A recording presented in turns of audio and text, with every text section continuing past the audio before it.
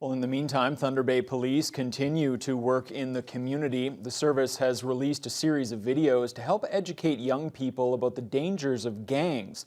The force enlisted the help of those who spent years as members. A screening was held last night featuring people who were previously involved in the drug trade and human trafficking. Corey Nordstrom has more. Dozens gathered inside the Victoria Inn ballroom for the debut of the 4 videos aimed at preventing local youth from getting involved with gangs. A woman named Jessica was the focus of one video after she spent years in the sex trade all across Canada, losing friends to the violence of the business. She was killed that night, and I knew at that point that this was not a game. This was not something that was fun. This wasn't going to parties and looking pretty.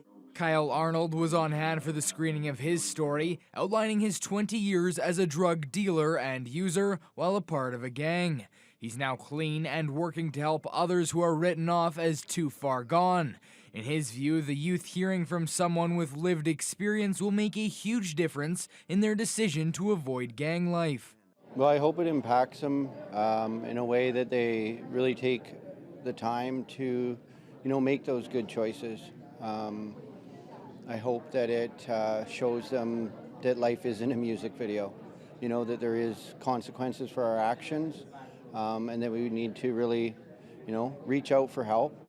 Also part of the gang prevention initiative, spoken word poet Wali Shah, who created a poem to inspire the youth, visited them in the classroom.